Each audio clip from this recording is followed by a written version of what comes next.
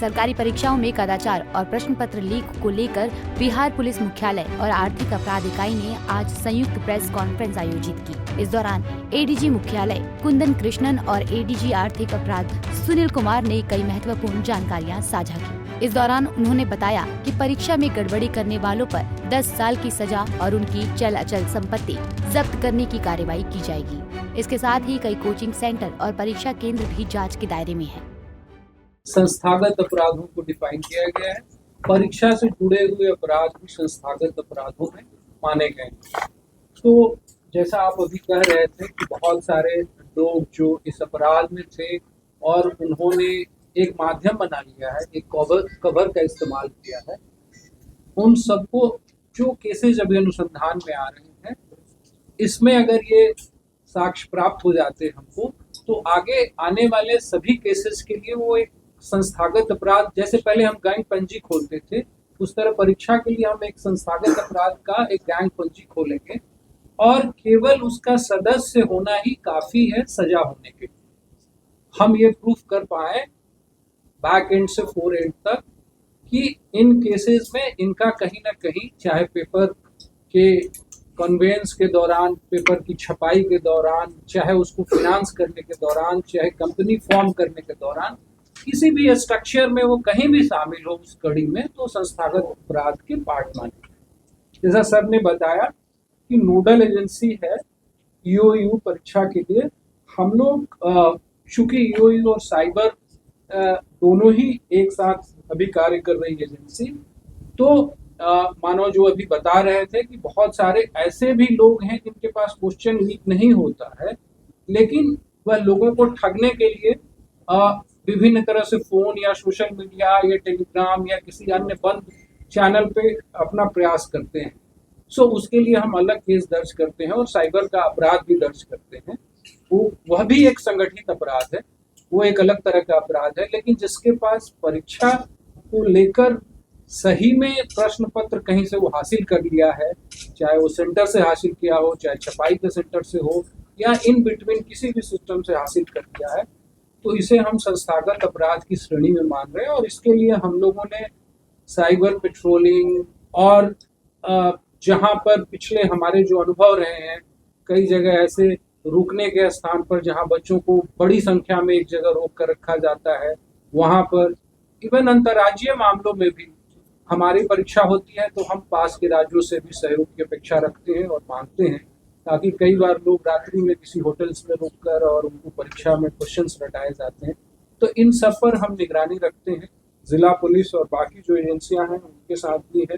Financial trail के लिए इन्होंने स्पष्ट रूप से आपको बताया है, जिसमें हम इनकम टैक्स से भी मदद लेते हैं फाइनेंशियल ट्रेल्स का। सो इससे जो संपत्ति बनाई जा रही है उसकी जब्ती हो पाएगी। और जो ये कानून 2024 में लागू हुआ है, जिसमें 10 साल और 1 करोड़ के सजा के प्रावधान है, ये काफी डेटरेंट होगा। और मैं समझता हूँ कि इस पर सभी के द्वारा संगठित रूप से कार्य करने से इसमें कमी आएगी, क्योंकि इसको केवल एक ही राज्य नहीं, अधिकांश राज्य इससे प्रभावित हो रहे हैं। और इसमें हम लगातार स्मार्ट के माध्यम से, अन्य माध्यमों से भी हम लगातार दूसरे राज्यों से ईओयू के कदम। परीक्षा में गड़बड़ी रोकने के लिए ईओयू ने परीक्षा सेल का गठन किया है। केंद्र खोलने या संचालित करने वालों पर होगी सख्त कार्रवाई। ऑनलाइन परीक्षा केंद्रों की एनओसी के लिए आर्थिक अपराध इकाई को निर्देशित किया जाएगा। प्रश्न लीक एक संगठित अपराध बनकर उभर के आया और इससे हमारे छात्र, उनके अभिभावक, उनके पेरेंट्स के मन में काफी भ्रम रहती है। हम आश्वासन देने आए हैं कि बिहार सरकार इस समस्या को देखने के लिए और समझने के लिए और पहल करने के लिए सक्षम है और यह कार्य वर्तमान में ईओयू कर रहा है। ईओयू हमारा काफी मजबूत इकाई है और प्रश्न लीक के मामलों में 2012 से अभी तक 10 कांड का अनुसंधान किया है, जिसमें कुल 545 अभियुक्त गिरफ्तार किए गए हैं। 10 मात्र कांड और 249 अभियुक्तों पर आरोप पत्र भी दिया गया है। गौरतलब है कि एक मॉडल एक्ट सरकार ने नोटिफाई किया था।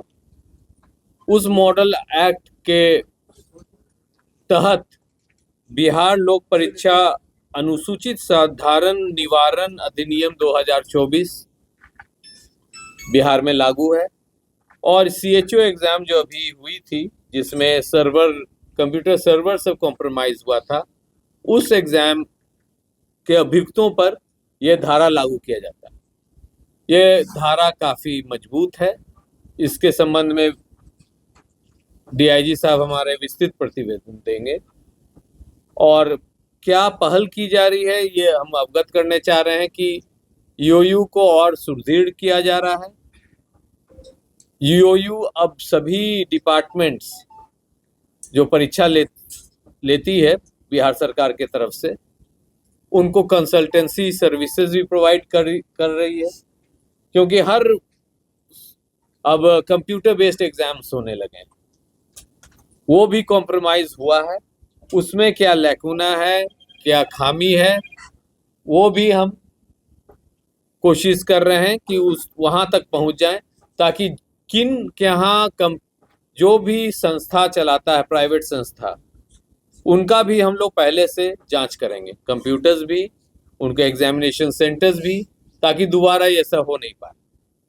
जहां की कानूनी कार्रवाई के संबंध में है, डाटा बैंक बनाया जा रहा है। पिछले 10-12 साल में बिहार राज्य में, पड़ोस राज्यों में जो भी संगठित ऐसे गिरोह हैं, उनकी पूरी हुलिया ली जा रही है। फिर से मैं बताना चाहता हूं कि 2005 से PMLA एक्ट लागू है।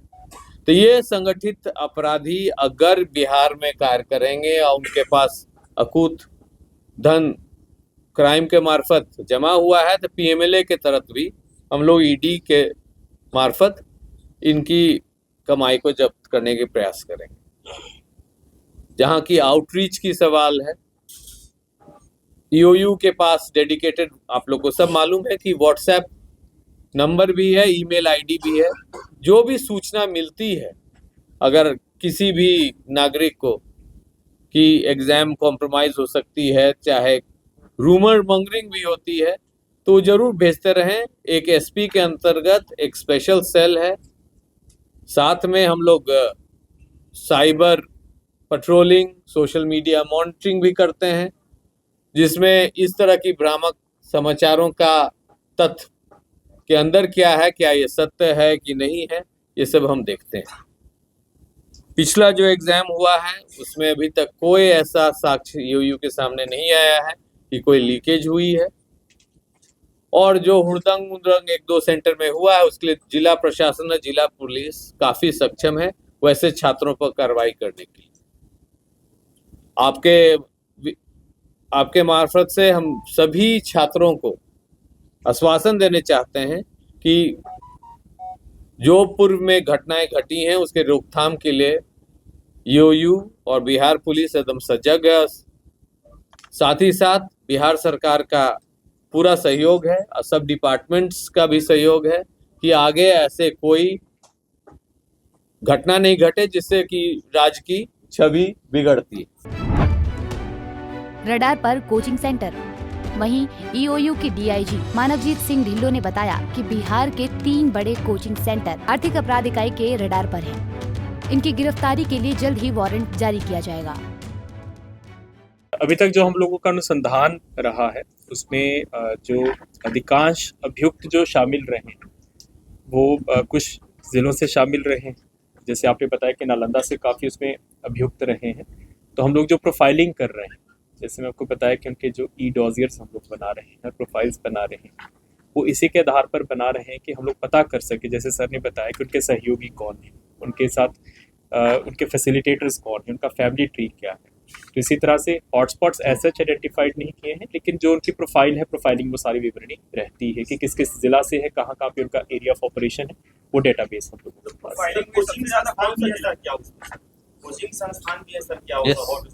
हाँ बिल्कुल, कोचिंग संस्थान भी हैं। हम लोगों ने आपके साथ पहले भी साझा किया था कि BPSC में हम लोगों ने कुछ कोचिंग संस्थान हमारे रेडार पर हैं, जिनके ऊपर हम लोगों ने काफ़ी हद तक साक्ष्य संकलन कर लिया है, और हम लोग अब वारंट्स की भी इसमें कार्रवाई करेंगे। 2-3 कोचिंग संस्थान है जो कि हमारे रेडार पर है। सर उनके नाम से बता नहीं, अभी हम लोग साझा नहीं करेंगे, अनुसंधान के सर, बड़े नाम साझा नहीं करेंगे। इस तरह के गुप्ता नाम का परीक्षा माफिया है सर, जो दानापुर के केस में अकाउंट चल रहा है। उसने जाके उड़ीसा का सीजीएल का परीक्षा लीक कराया। लीक कराने के बाद उसको बेल हुआ। बेल ऑर्डर में ये लिखा हुआ है कि वो 15 दिन के अंदर, वो हर 15 दिन पे जाके स्थानीय थाने समस्तीपुर या कल्याणपुर के थाना वहाँ उसको जाना है।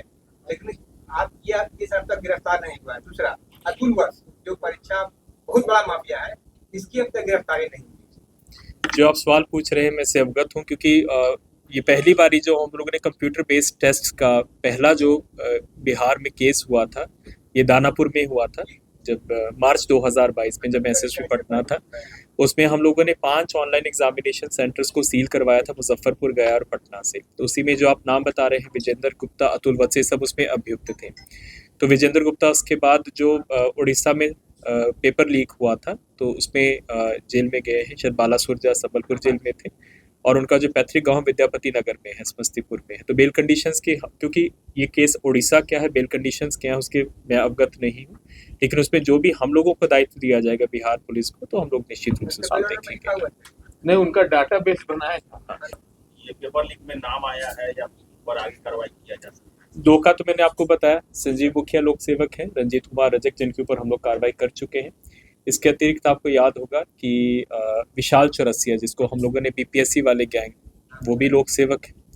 देन सिकंदर यादविंदु आपको याद होगा, नीट परीक्षा में, ये सभी लोक सेवक हैं। तो इस तरह के जो लोक सेवक हैं, उनका एक अलग से डेटाबेस हम लोग तैयार कर चुके हैं, और उनकी भी चल अचल संपत्ति का हम लोग ब्यौरा तैयार कर रहे हैं। और जैसे ही हम लोग को साक्ष्य मिलेगा डिस्प्रोपोर्शनेट एसेट्स का, तो आगे कार्रवाई। बहरहाल संयुक्त प्रेस कॉन्फ्रेंस में अधिकारियों ने ये साफ कर दिया है कि परीक्षा में गड़बड़ी किसी भी स्तर पर बर्दाश्त नहीं की जाएगी। दोषियों को कठोर सजा मिलेगी और कानून के दायरे में सभी आवश्यक कदम उठाए जाएंगे। पंजाब केसरी टीवी के लिए पटना से संजीव कुमार की रिपोर्ट।